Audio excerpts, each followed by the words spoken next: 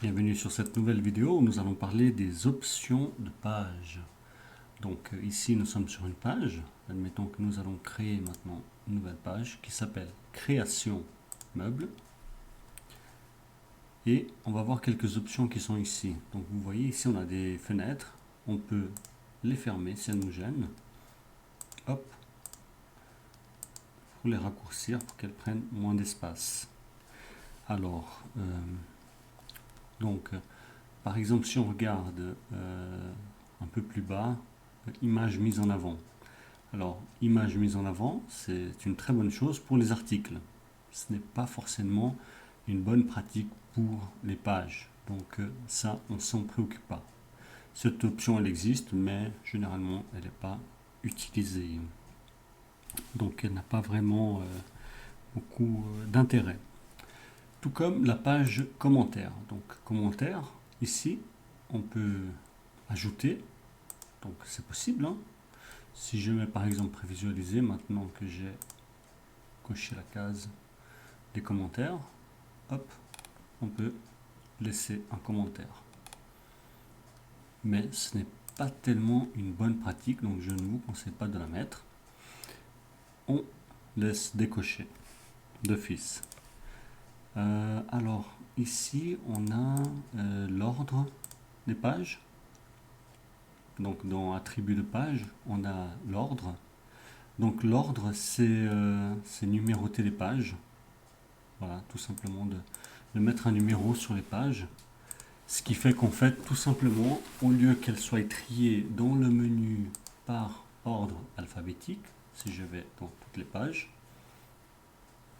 ici elles sont triées par ordre alphabétique, A, B, C, C, G, voilà, vous voyez qu'elles sont dans l'ordre alphabétique. Et bien, en mettant un numéro ici, elles seraient au contraire rangées par numéro. Mais ce n'est pas d'une très grande utilité. Donc, c'est pas quelque chose auquel vous devez forcément prêter attention. Ça ne sert pas à grand chose. Ici, qu'est-ce que c'est que la page parents et page enfant? Donc, on va voir ça plus en détail. Donc, imaginons maintenant, je vais créer cette page. Création de meubles. Création de meubles, je veux qu'elle soit l'enfant de menuiserie sur mesure. Donc, menuiserie sur mesure. Voilà, c'est son enfant. Je regarde ce qui va se passer dans les slugs, dans le permanent. Hop. Et vous voyez ici, ça a été ordré. Donc, il y a le slash menuiserie sur mesure, qui est la page parent, slash création de meubles. Donc, cette page-ci. Voilà à quoi ça sert de ranger dans page parent, page enfant. Donc celle-ci c'est une page enfant de menuiserie sur mesure.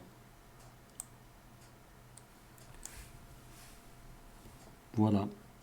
Et donc jusqu'où est-ce qu'on peut aller dans cela? On peut aller indéfiniment.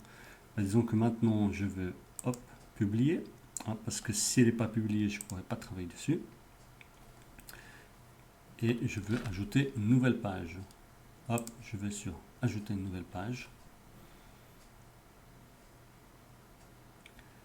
Et je vais l'appeler meuble de cuisine. Voilà. Meuble de cuisine. Je peux faire de cette page la page enfant, donc de création de meubles. Donc menuiserie sur mesure. Voilà. Menuiserie sur mesure.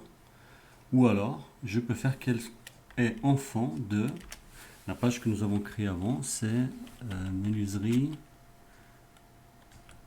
meubles. Voilà, création de meubles. Donc si je la prévisualise, que va-t-il se passer dans mon permalien? Ah non, ça c'est le permalien qui est réservé pour nous. Regardons ici. Donc on voit que c'est l'enfant, que la page parent d'abord est menuiserie sur mesure. Ensuite c'est création meuble et en tout dernier lieu, meubles de cuisine. Donc on peut aller comme ça à l'infini, mais c'est pas le but de trop compliquer les pages. Il faut tout de même que le visiteur, lui, puisse s'y retrouver.